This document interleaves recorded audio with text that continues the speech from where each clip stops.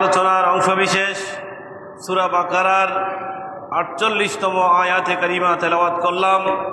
আল্লাহ পাক ইরশাদ করছেন, ওয়াত্তাকু ইয়াওমান, তোমরা ওই দিনকে ভয় করো, লা তাজজি নাফসুন আন নাফসিন শাইআ, যেদিন কেউ কারো বিনিময় হতে পারবে না, কোনো সত্তা কোনো সত্তার বদলায় কোনো উপকার করতে পারবে না। ওয়ালা ইউকবালু মিনহা শাফাআতুন, এবং আল্লাহর অনুমতিপ্রাপ্ত বান্দা ছাড়া কারো সুপারিশ গ্রহণ করা হবে না।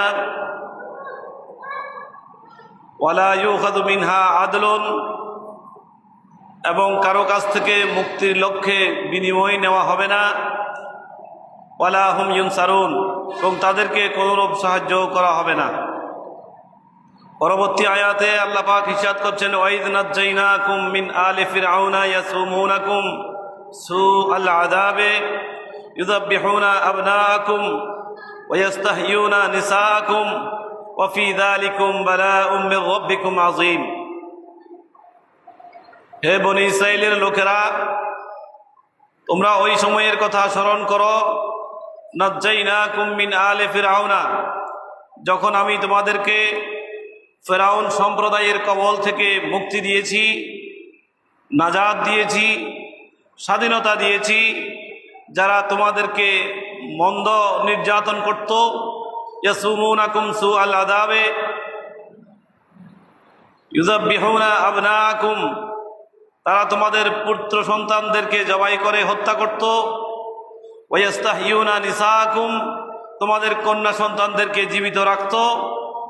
ওয়া ফি যালিকুম বালাউম মির রাব্বিকুম আযীম, এবং এর মধ্যে কঠিন সংকটকালে তোমাদের রবের পক্ষ থেকে ছিল বড় পরীক্ষা কিংবা বড় পুরস্কার। এই হলো আয়াতে কারিমার তরজমা। এখানে যারা কাফের এবং মুশরিক, যারা মুনাফিক, যারা বেঈমান, যারা মুরতাদ, তাদের জন্য কোনো শাফাআত কাজে আসবে না কিয়ামতের ময়দানে। কাফেররা কোনো রকমের শাফাআত পেয়ে উপকৃত হবে না, মুনাফিকরা কোনো রকমের শাফাআত পাবে না, মুশরিকরা কোনো রকমের শাফাআত পাবে না। যারা মুরতাদ, ইসলাম ধর্ম ত্যাগ করে অন্য ধর্ম গ্রহণ করেছে, যারা নাস্তিক, যারা বহু খোদায় বিশ্বাস করে, যারা পৌত্তলিক, তাদের জন্য কিয়ামতের ময়দানে শাফাআত কাজে আসবে না, কেউ কারো উপকারে আসবে না। এ কথা এই আয়াতের মধ্যে সুস্পষ্ট বলা হচ্ছে, ওয়াত্তাকু ইয়াওমান। যদিও আয়াতে সাধারণভাবে বলা হয়েছে যে তোমরা ওই দিনকে ভয় করো, লা তাজজি নাফসুন আন নাফসিন শাইআ, কেউ কারো উপকারে আসবে না, কেউ কারো শাফাআত করতে পারবে না। ওয়ালা ইউকবালু মিনহা শাফাআতুন, কারো শাফাআত গ্রহণ করা হবে না, সুপারিশ কাজে আসবে না, রিকমেন্ডেশন লেটার কাজে আসবে না। ওয়ালা ইউখাযু মিনহা আদলুন, এবং কোনো কিছু নিয়ে কাউকে ছাড় দেওয়া হবে না।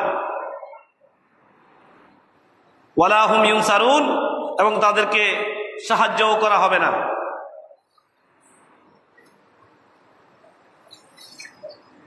তো এই আয়াতে কারিমার মধ্যে যদিও সাধারণভাবে বলা হয়েছে শাফাআত কাজে আসবে না, কোনো বদলা নিয়ে কাউকে ছাড় দেওয়া হবে না, কোনো কিছু দিয়ে কেউ আল্লাহর কাছ থেকে নিষ্কৃতি পাবে, এটা চলবে না। তো মুফাসসিরিন ইকরাম সবাই এই বিষয়ের উপর একমত যে এই আয়াতে কারিমা কাফেরদের জন্য প্রযোজ্য, মুশরিকদের জন্য, মুনাফিকদের জন্য, বেঈমানদের জন্য, মুরতাদদের জন্য প্রযোজ্য হবে। ইমানদারদের জন্য এই আয়াত প্রযোজ্য নয়। ইমানদারদের জন্য এই আয়াত প্রযোজ্য নয়। কেন? ইমানদারদের জন্য শাফাআত প্রযোজ্য, এটা কোরআন শরীফ, হাদিস শরীফ, ইজমায়ে উম্মত এবং কিয়াসের মাধ্যমে প্রমাণিত এবং প্রতিষ্ঠিত একটা আকীদা হলো যে মুসলমানরা শাফাআত পাবেন, ইমানদাররা শাফাআত পাবেন, আল্লাহর নবীর উম্মতরা শাফাআত পাবেন। এই শাফাআতের অধিকার আল্লাহ দিয়ে দিয়েছেন আমাদের নবীকে। বড় করে বলি সুবহানাল্লাহ।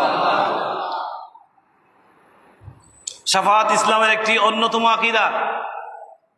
এ কারণে আকীদার যতগুলো কিতাব রচিত হয়েছে এবং হচ্ছে সবগুলো কিতাবের মধ্যে শাফাতের বিষয়টা আকীদার অন্যতম বিষয় হিসেবে আহলে সুন্নাত ওয়াল জামাতের আকীদার কিতাবগুলো, ইলমুল কালামের কিতাবগুলোতে শাফাতের বিষয়টা সংযুক্ত করা হয়েছে।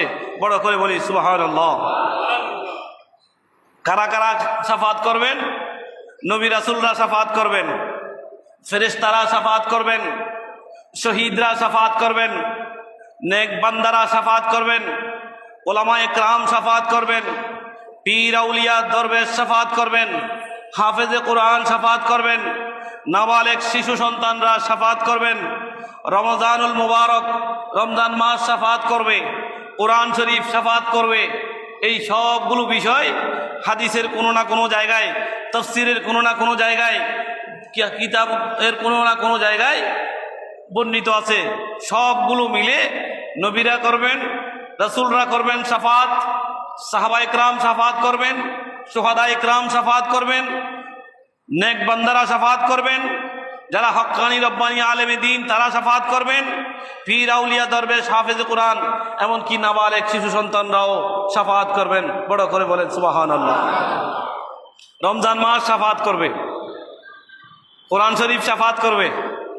যারা কোরআন শরীফ তেলাওয়াত করবে, কোরআন শরীফ বলবে, এ আল্লাহ, এই বান্দাকে আপনি শাস্তি দেবেন না। কেন? জীবদ্দশায় রমজান মাসে, রমজানের বাইরে এই বান্দা, আমি কোরআনের সাথে তার সম্পর্ক ছিল, আমাকে তেলাওয়াত করেছে, আমার তরজমা পড়েছে, আমার তাফসীর পড়েছে, আমাকে মহব্বত করেছে, আমাকে মহব্বত করে চুমু দিয়েছে, পরিষ্কার পরিচ্ছন্ন করেছে, সর্বোচ্চ শ্রদ্ধার জায়গায় রেখেছে, তেলাওয়াত করেছে, কোরআন অনুযায়ী সে চলেছে, সুতরাং তাকে আপনি আযাব দেবেন না। এই ধরনের শাফাত করবে কোরআন শরীফ। বড় করে বলেন সুবহানাল্লাহ। কোরআন শরীফের বিশেষ আয়াতে কারিমাও শাফাত করবে, বিশেষ বিশেষ আয়াত শাফাত করবে। কি শাফাত করবে?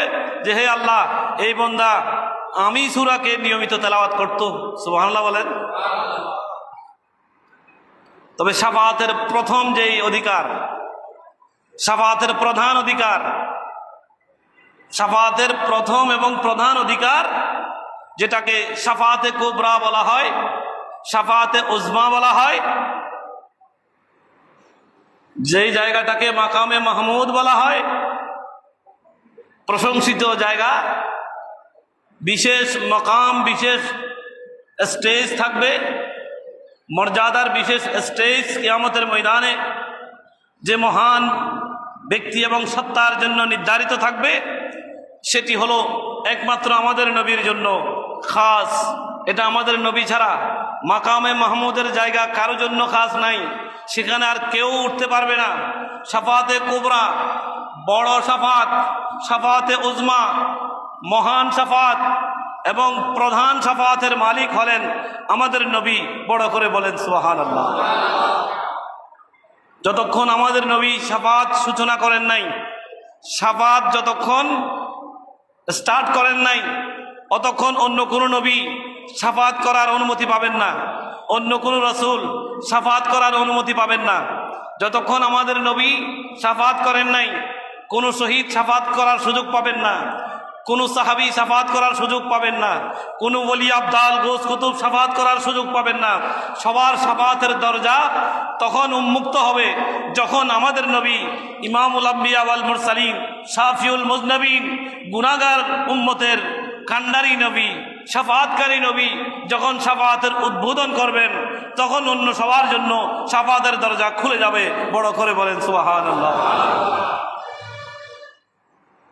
আমরা যে আয়াতুল কুরসি তেলাওয়াত করি, সেখানে বলা হয়েছে মান যাল্লাযী ইয়াশফাউ ইনদাহু ইল্লা বিইজনিহি।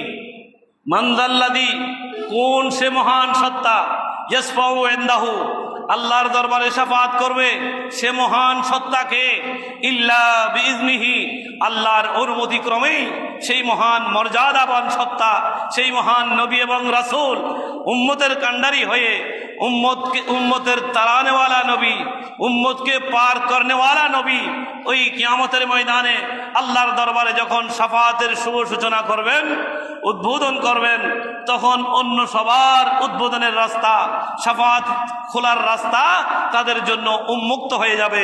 বড় করে বলেন সুবহানাল্লাহ। নবী হাদিসের মধ্যে ইরশাদ করেছেন, যেটি মাশহুর হাদিস, শাফাআতি লিআহলিল কাবায়ের মিন উম্মতি, আমার উম্মতের যারা কবিরা গুনাহ করেছে, আমার উম্মতের কবিরা গুনাহগার উম্মতের জন্য কিয়ামতের ময়দানে আমি নবীর শাফাআত উন্মুক্ত থাকবে। বড় করে বলেন সুবহানাল্লাহ। খারেজি এক প্রকারের সম্প্রদায় আছে, ৭৩ ফেরকার এক ফেরকার নাম হলো খারেজি। এরা ইসলামের অনেকগুলো মৌলিক বিষয়কে তাদের যুক্তি এবং বিবেচনা দিয়ে, তাদের আকল এবং ওয়াসওয়াসা দিয়ে প্রশ্নবিদ্ধ করেছে। তারা ইসলামের এই আকীদা থেকে সরে গিয়েছে। তারা বলে বন্দা যা আমল করেছে তার পুরস্কার পাবে, বন্দা যা গুনাহ করেছে তার শাস্তি পাবে, এর বাইরে বন্দার জন্য ইনসেন্টিভ কিছু নাই, বন্দার জন্য অন্য কারো কাছ থেকে নিয়ামত পাওয়ার রাস্তা নাই, অন্য কারো কাছ থেকে রহমত পাওয়ার রাস্তা নাই, অন্য কারো কাছ থেকে শাফাআত পাওয়ার রাস্তা নাই। এই মতবাদের প্রবক্তা হলো খারেজি সম্প্রদায়। ওরা উম্মতের জন্য শাফাআতকে মানে না, ওরা উম্মতের জন্য শাফাআতকে মানে না। কিন্তু মুসলমানদের আকীদা হলো, যেটা আকীদায়ে আহলে সুন্নাত ওয়াল জামাত, সেটা হচ্ছে আল্লাহর নবী কিয়ামতের ময়দানে আমাদের গুনাহগার উম্মতের জন্য, কবিরা গুনাহগার উম্মতের জন্য আল্লাহর নবীর শাফাআত অবধারিত থাকবে, নির্ধারিত থাকবে। এই ঘোষণা নবী হাদিস শরীফের মাধ্যমে দিয়ে গেছেন কি, শাফাআতি, আমার শাফাআত থাকবে লিআহলিল কাবায়েরে, কবিরা গুনাহগার উম্মতদের জন্য ইয়াউমাল কিয়ামতে, কিয়ামতের দিন। বড় করে বলেন সুবহানাল্লাহ।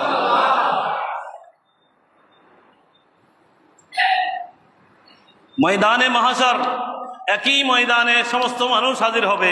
এই ময়দান কত বড় ময়দান! এটার নাম হলো ময়দানে মাহশর। সারা বনি আদম সবাই সর্বপ্রথম আদম আলাইহিস সালামের কাছে যাবেন যে, হে আমাদের বাবা, আপনি একটু আল্লাহর কাছে ফরিয়াদ করেন, আমরা বিচারের ফয়সালা যেন শুরু করেন। আদম আলাইহিস সালাম বলবেন, আমি না, অন্যজনের কাছে যাও। আমি নই, অন্যজনের কাছে যাও। এভাবে তারা জলিলুল কদর সমস্ত নবী রাসূলদের কাছে, সব মানুষরা ওই পানির উপরে ফেনা যেভাবে একদিক থেকে আরেক দিকে যায়, মানুষগুলো এরকম ফেনার মতো করে ওই নবী রাসূলদের দরবারে যাবেন। প্রত্যেক নবী রাসূল ওজর পেশ করবেন যে ইযহাবি ইলা গায়রি, এটার জন্য আমি উপযুক্ত নই। আল্লাহকে যেরকম জব্বার দেখা যাচ্ছে, আল্লাহকে যেরকম কাহার দেখা যাচ্ছে, আল্লাহর যে জালালিয়ত দেখা যাচ্ছে, আল্লাহর যে এই আজমত দেখা যাচ্ছে, এই আজমতের সামনে আমি আদম কথা বলতে পারবো না। তখন ইব্রাহিম আলাইহিস সালাম বলবেন, আমি ইব্রাহিম কথা বলতে পারবো না। মুসা আলাইহিস সালাম বলবেন, আমি মুসা কথা বলার সাহস রাখছি না। ঈসা আলাইহিস সালাম বলবেন, আমি ঈসা আল্লাহর দরবারে এই রিকমেন্ডেশন করার, বিচার কার্য উদ্বোধন করার কথা বলবো, এটা আমি সাহস পাচ্ছি না। এভাবে সমস্ত নবী এবং রাসূলরা একই জবাব দেবেন এবং শেষে বলবেন যে, যাও তোমরা ইমামুল আম্বিয়া ওয়াল মুরসালিন নবী মুহাম্মদুর রাসূলুল্লাহ সাল্লাল্লাহু আলাইহি ওয়াসাল্লামের কাছে যাও। তিনি একমাত্র আল্লাহর এই জব্বার এবং কাহার, আল্লাহর যে জালালিয়ত দেখা যাচ্ছে, আল্লাহর যে কাহারিয়ত দেখা যাচ্ছে, এই কাহারিয়ত থেকে রহমান এবং রহিমিয়তের দিকে, দয়ালু এর দিকে, রহমান এবং রহিমের দিকে, বিনয়ী আল্লাহকে করুণাওয়ালা, রহমতওয়ালা, এই ওয়াসফের দিকে ফিরানোর জন্য একজন মাত্র সত্তা আছেন, তিনি হলেন আখেরি নবী, ইমামুল আম্বিয়া ওয়াল মুরসালিন নবী। তোমরা সবাই ওই নবীর কাছে যাও। বড় করে বলেন সুবহানাল্লাহ। সেদিন নবীর শাফাতের জন্য, নবীর অনুমতির জন্য, নবীর দয়া এবং মেহেরবানি নেওয়ার জন্য বনি আদমের সবাই উন্মুখ হয়ে থাকবে। তখন আমাদের নবী রাজি হবেন। আল্লাহর এই জব্বারিয়ত, কাহারিয়ত এবং জালালিয়তের সামনে আর কেউ সাহস করবেন না। আমাদের নবী আল্লাহর নূরানি কদমের সামনে, এই সমস্ত বনি আদমের সামনে আল্লাহকে সিজদা করবেন। বড় করে বলেন সুবহানাল্লাহ। আল্লাহকে কি করবেন? সিজদা করবেন। নবী আমাদের আল্লাহকে একটা সিজদা করেছিলেন তখন, যখন নবীকে আল্লাহ সৃষ্টি করেছেন, তখন আরেকটা এরকম মর্যাদাপূর্ণ সিজদা করবেন কিয়ামতের ময়দানে। বড় করে বলেন সুবহানাল্লাহ। নবী সিজদায় থাকবেন আমাদের জন্য। কাদের জন্য? আমাদের জন্য, উম্মতের জন্য নবী সিজদায় পড়বেন। তখন আল্লাহর যে জব্বার এবং কাহার, জব্বার কাহার মানে প্রভাবশালী, ক্ষমতাশালী, ব্যক্তিত্বওয়ালা, এমন প্রভাবশালী যে আল্লাহর প্রভাবের কারণে কোনো নবী যেখানে কথা বলার সাহস পাচ্ছেন না, সেখানে আমাদের নবী যখন সিজদা যাবেন, আল্লাহর প্রভাবটা ওই রহমতের দিকে পরিবর্তন হয়ে যাবে। বড় করে বলেন সুবহানাল্লাহ। আল্লাহ আস্তে আস্তে রহমান এবং রহিমিয়তের দিকে আবর্তিত হবেন। আল্লাহর ওই প্রভাবটা রহমান হয়ে যাবেন। আল্লাহ তখন রহিম হয়ে দেখা দেবেন। রহমান, রহিম, করিম, দয়ালু হিসেবে দেখা দেবেন। এরপর আল্লাহ নবীকে বলবেন, নবীর নাম ধরে বলবেন, ইয়া মুহাম্মাদু, ইয়া মুহাম্মাদু, ও আমার নবী মুহাম্মদ, ও আমার নবী সাল্লাল্লাহু, ইরফা রাসাক, আপনি আপনার মাথাটা তোলেন, মাথা উত্তোলন করেন। সাল তুতা, আপনি যাই চান দেওয়া হবে। ইশফা তুশাফা, আপনি শাফাত করুন, যাদের জন্য আপনার রহমত হবে, আপনার দয়া, আপনার দয়ার দৃষ্টি যাদের জন্য নিবন্ধিত হবে, যাদের জন্য আপনার দয়া রেজিস্ট্রিভুক্ত হবে, তাদের জন্য আপনি শাফাত করুন। তুশাফা, আপনার শাফাত কবুল করা হবে। বড় করে বলেন সুবহানাল্লাহ।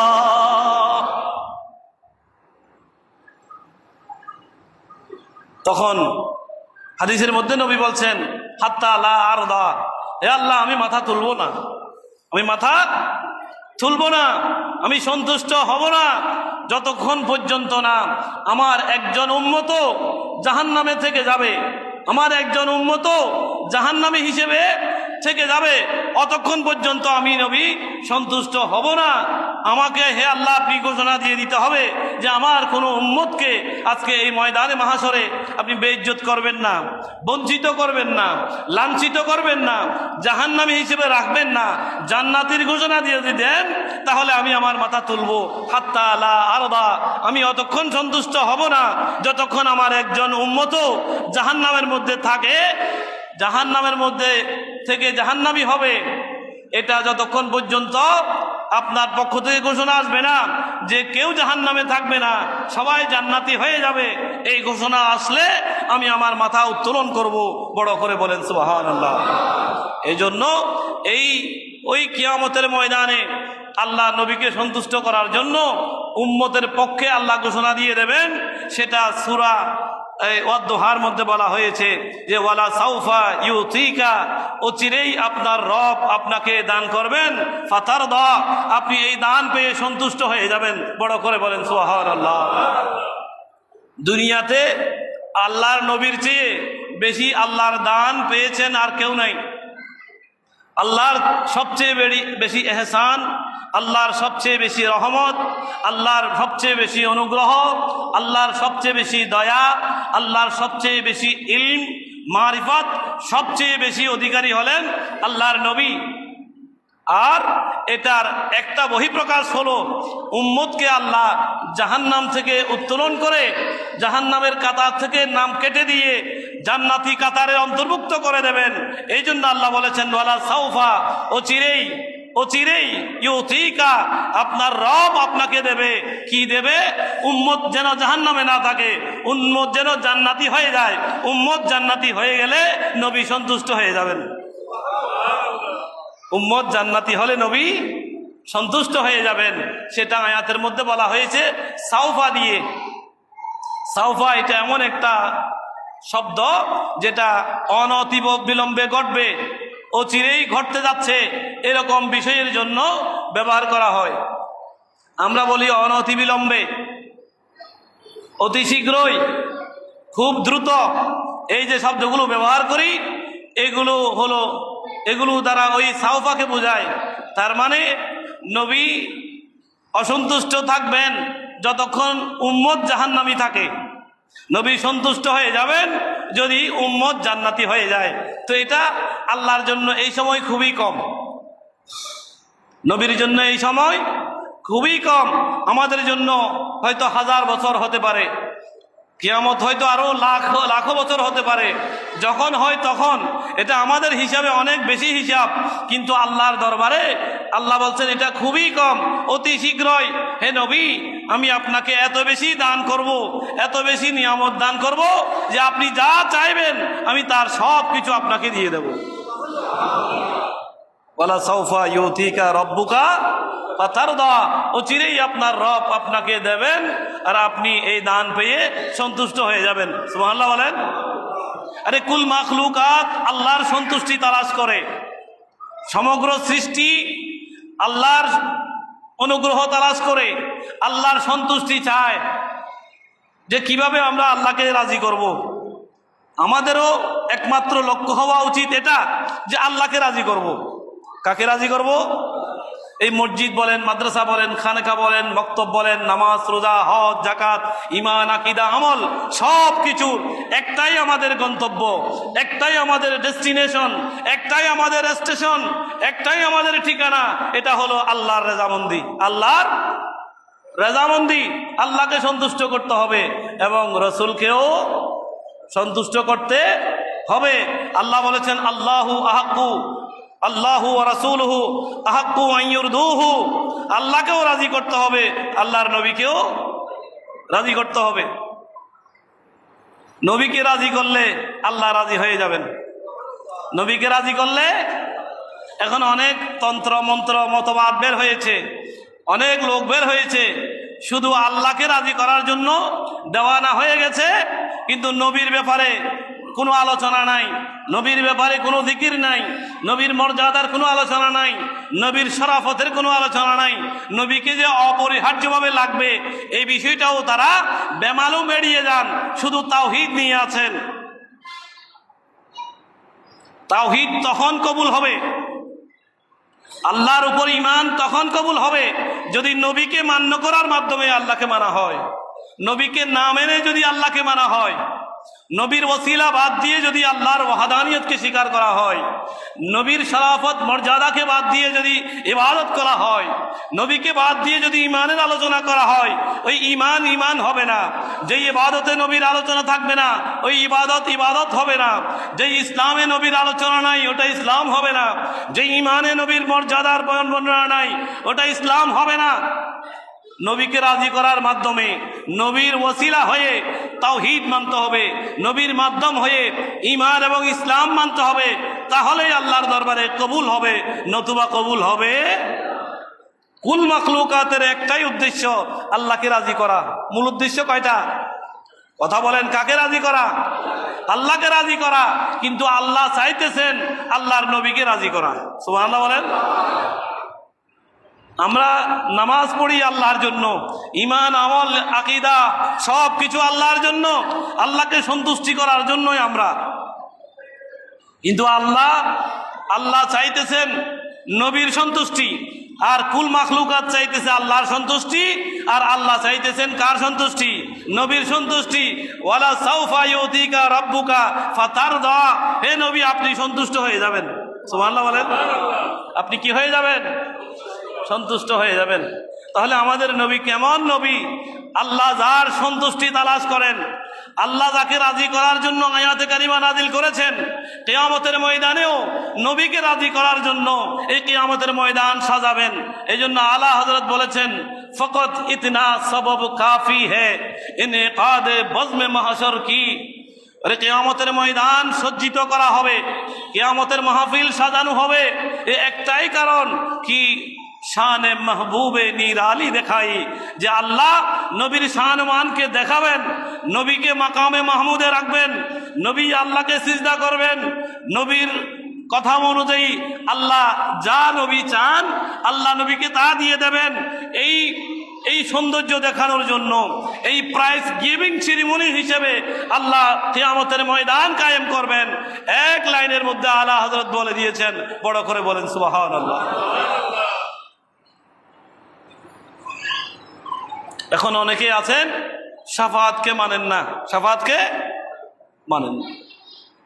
নবী আল্লাহর পক্ষ থেকে শাফাআত নিয়ে নেবেন, আল্লাহর কাছে শাফাআত করবেন উম্মতের জন্য, আর উম্মত বলতেছে নবীর শাফাআত কাজে আসবে না। নাউজুবিল্লাহ বলেন।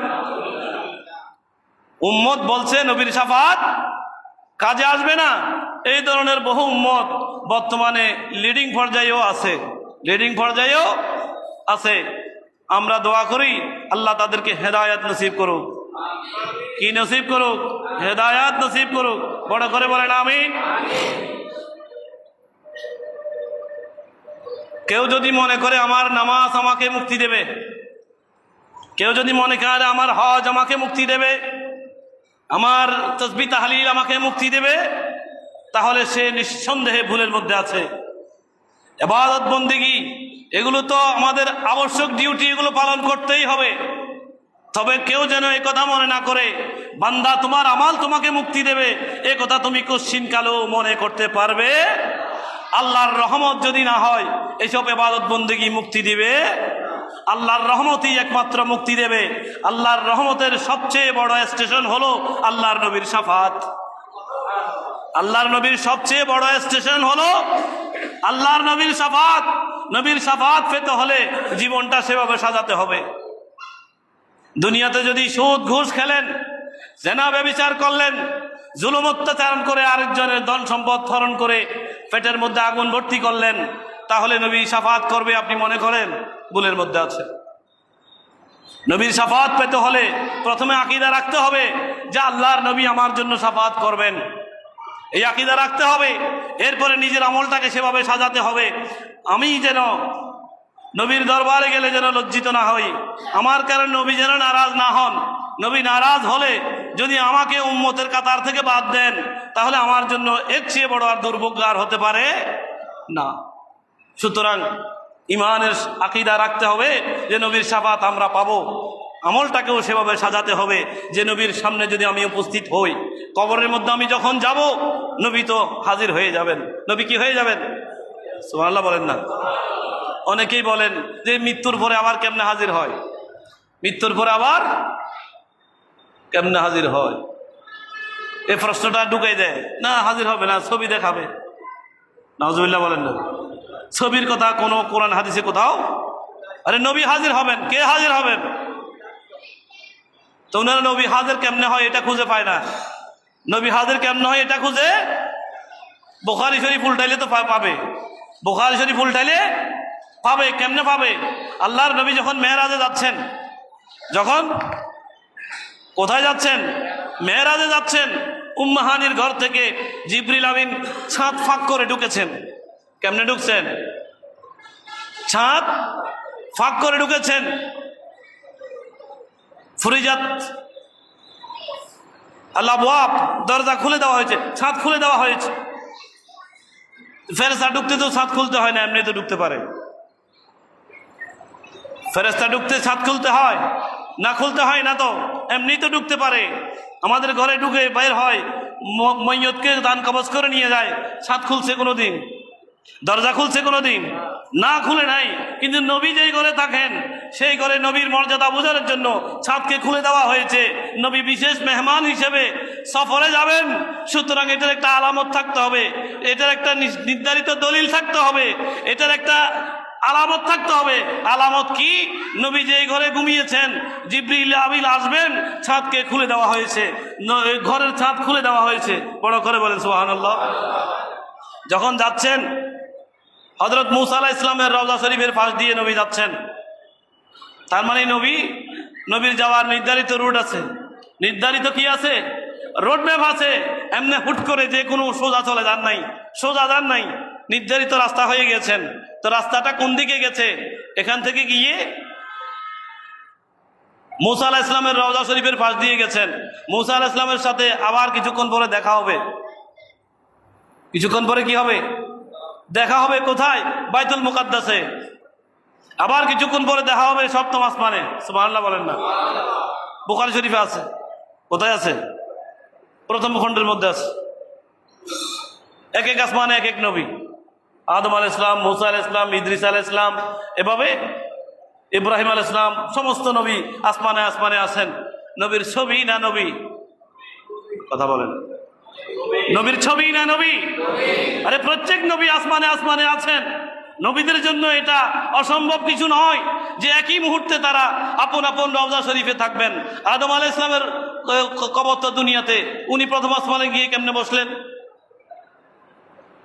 কোন নবী আসমানে, কোন নবী জমিনে।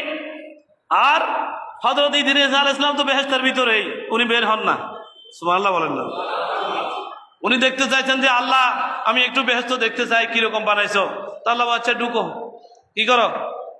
যখন দেখছে আল্লাহ আমি আর বের হবো না, আমি আর, আল্লাহ বলছেন না এখানে মৌতের আগে তো আর ঢুকা যায় না। সুবহানাল্লাহ বলেন না? বলেন না আমি খাদেম হিসেবে থাকবো, আমি খাদেম হিসেবে। সুবহানাল্লাহ বলেন না? তাহলে বেহেশতের ভিতরে আছেন কে? ইদ্রিস আলাইহিস সালাম। আবার নবী যখন ইমামতি করবেন নামাজে শরীক হবে না? হবে তো। কোথায় বেহেশত? ওখান থেকে মুহূর্তের মধ্যে আবার এসে নবীর পিছনে ইক্তাদা করেছেন। সুবহানাল্লাহ বলেন না?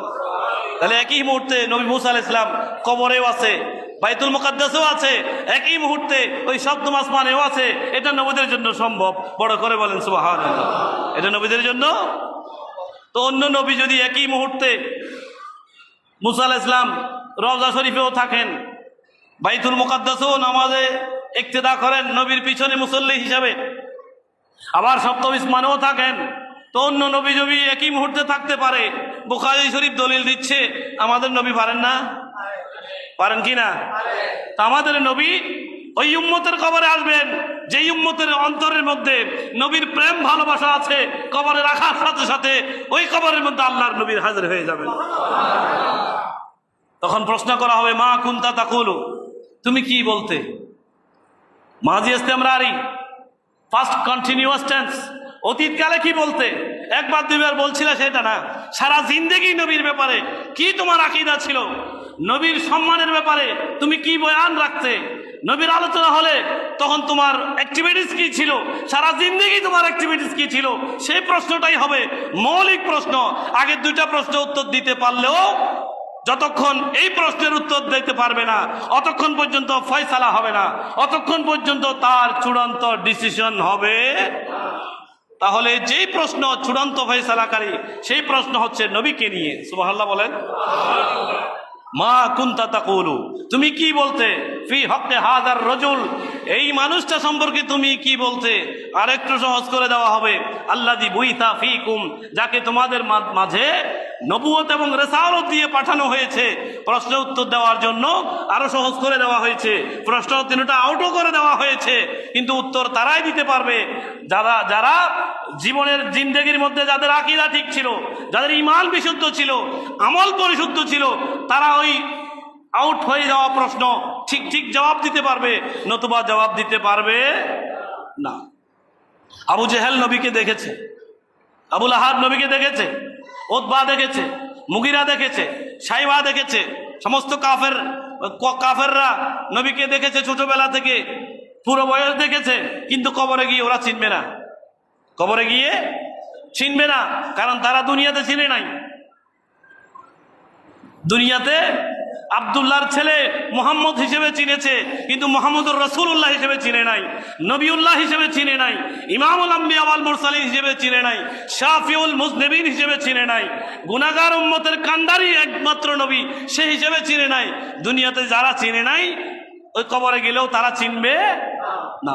সুতরাং এই চিনাটা, নবীকে মানাটা, নবীর মর্যাদার বিষয়টা দুনিয়াতে ঠিক করতে হবে। কোথায় ঠিক করতে হবে? এজন্য আল্লাহ বলছেন আজ হলে উনকি পানা, উনার আশ্রয় আজকে নিয়ে নাও, ফির না মানেঙ্গে কিয়ামত মে মানো গিয়া। কিয়ামতে মানবা, কিয়ামতে মানতে বাধ্য হবে, তখন কাজ হবে না, তখন কাজ হবে না। কিয়ামতে দেখবে যে সমস্ত কাজ কারবার তো নবীর হাতে। সুবহানাল্লাহ বলেন না? সমস্ত কাজ কারবার কার হাতে? নবীর হাতে। কে দিয়েছেন? আল্লাহ দিয়েছেন। কে দিয়েছেন? আল্লাহ দিয়েছেন। এটা এখন মেনে নিতে হবে। তো প্যারে হাজরিন, আগামী বুধবারেই আখেরি চার সোমবার। নবী করিম সাল্লাল্লাহু আলাইহি ওয়াসাল্লাম রোগে আক্রান্ত হয়েছেন। আবার সফর চাঁদের শেষ বুধবারে আল্লাহর নবী শেফা লাভ করেছেন, সুস্থ হয়েছেন। বড় করে বলেন সুবহানাল্লাহ। নবীর অসুস্থতার সংবাদ শুনে সাহাবায়ে কেরাম সবাই ভিতরে ভিতরে জিন্দা মুর্দা হয়ে গেছেন যে নবী অসুস্থ হলে আমরাও অসুস্থ। নবীর অসুস্থতার সংবাদ শুনে কারো ঘরে আনন্দ নাই, কারো ঘরে হাসি নাই, কারো মুখে খুশি নাই, কারো ঘরে কোলাহল নাই, কারণ নবী অসুস্থ। সাহাবায়ে কেরাম নবীকে এত ভালোবাসতেন, অর্থাৎ সাহাবায়ে কেরাম হলেন দেহ আর নবী হলেন কলব, নবী হলেন প্রাণ। তো প্রাণ যেহেতু অসুস্থ, সমস্ত সাহাবায়ে কেরাম চেহারা কালো হয়ে আছেন। কিন্তু শেষ বুধবারে আল্লাহর নবী সুস্থ হয়েছেন, গোসল মুবারক সম্পাদন করেছেন। দ্রুত সব দিকে খবর পৌঁছে গেল যে আল্লাহর নবী সুস্থ হয়েছেন। সবার ভিতরে হাসি ফুটে আসলো, সবাই খুশি এবং আনন্দিত হলেন। যে যার যার মতো করে খাসি জবাই করছেন, রান্নাবান্না করছেন, আনন্দে আহ্লাদিত হচ্ছেন। নবীর গোসলের অনুকরণে তারাও গোসল করছেন। বড় করে বলেন সুবহানাল্লাহ। এই কারণে আখেরি চার সোমবারে যদিও মজবুত কোনো দলিল নাই, মজবুত কোনো কি নাই, দলিল নাই, কিন্তু আমাদের আসলাফ আগেকার ওলামায়ে কেরাম বলে গেছেন যে আখেরি চার সোমবারে একটা দোয়া আছে যেটা পড়ে ওই পানি পান করা হয়, শেফা লাভ করবেন। এবং একটা দোয়া আছে যেটা লিখে গোসল করা হয়। তো এই পদ্ধতিটার মজবুত কোনো কি নাই, দলিল। মজবুত দলিল না থাকলেও আমাদের বুজুর্গ ওলামায়ে কেরাম যেহেতু দিয়ে গেছেন, এবং এই কাজটার মাধ্যমে নবীর আখেরি চার সোমবার স্মরণ হয়। সুবহানাল্লাহ বলেন। এই কাজের মাধ্যমে আখেরি চার সোমবার স্মরণ হয়। আখেরি মানি শেষ, চার সোমবার মানি বুধবার। তার মানে সফরের যেই শেষ বুধবারে আল্লাহর নবী শেফা লাভ করেছেন, সুস্থ হয়েছেন, এটাকে বলা হয় আখেরি চার সোমবার, আখেরি চার সোমবার। তবে মজবুত দলিল না থাকলেও যেই কাজগুলো করা হচ্ছে এটার মাধ্যমে আল্লাহর নবী যে রোগে আক্রান্ত হয়েছেন, নবী শেফা লাভ করেছেন, এই বিষয়গুলো যে আলোচনা হচ্ছে আখেরি চার সোমবার, নিশ্চয়ই ছেলে বাবাকে জিজ্ঞাসা করবে যে বাবা এটার মানে কি। ছাত্র শিক্ষককে জিজ্ঞাসা করবে যে উস্তাদ আখেরি চার সোমবার মানে কি। তখন তিনি বলবেন যে আখেরি চার সোমবার মানে হলো সফরের শেষ বুধবার। নবীজি সাল্লাল্লাহু আলাইহি ওয়াসাল্লাম এর কয়েকদিন আগে থেকে অসুস্থ ছিলেন, এই শেষ বুধবারে শেফা লাভ করেছেন, নবীজি খুশি হয়েছেন, রাসূলের আহলে বাইত খুশি হয়েছেন, সাহাবায়ে কেরাম খুশি হয়েছেন। এই ইতিহাস, এই প্রেক্ষাপটটা তখন জানবে যখন আখেরি চার সোমবার আপনি পালন করতে যাবেন। যদি পালন না করেন দলিল দিবেন কি? মজবুত দলিল নাই। বলবেন কি? মজবুত দলিল নাই। আমরাও বলছি ভাই মজবুত দলিল নাই, সহি কোনো মুতাওয়াতির কোনো হাদিসও নাই, সহি কোনো হাদিসও নাই। তো অনেকে বলেছে এটা সহি কোনো হাদিস নাই, তো আমরাও বলছি সহি কোনো হাদিস নাই। তবে এটা পালনের মাধ্যমে নবী করিম সাল্লাল্লাহু আলাইহি ওয়াসাল্লামের জীবনের একটা অংশ তো আপনি জানতে পারছেন, জীবনের একটি অংশ জানতে পারছেন। এবং সফর চাঁদের শেষ বুধবারে নবী যে শেফা লাভ করেছেন এটা আপনি জানতে পারছেন। এবং কোরআনে কারিমের যে আয়াত এবং দোয়াগুলো পড়ে খাওয়ানোর ব্যবস্থা করা হচ্ছে, গোসলের পান করা হচ্ছে, তো নবী কোরআন কারিমের আয়াতের মধ্যে তো শেফা আছে, কোরআনে কারিমের আয়াতের মধ্যে শেফা আছে, বরকত আছে, রোগ মুক্তি আছে, আল্লাহর নিয়ামত আছে। তাহলে এটা নেগেটিভ না নিয়ে পজিটিভ নিলে আর কোনো প্রশ্ন থাকে? এটা এমন নয় যে আপনি গোসল করতেই হবে, দোয়াটা এই দেওয়া পড়া খেতেই হবে, এরকম বাধ্যবাধকতার কোনো বিষয় নাই। আল্লাহ আমাদেরকে এই এমন আমলের দিকে নিয়ে আসুক যে আমলগুলোর কারণে নবী আমাদের জীবনে আলোচনার মধ্যে থাকেন। সুবহানাল্লাহ বলেন। আল্লাহ তৌফিক দান করুক, আমিন। বিশেষ করে এই মাসের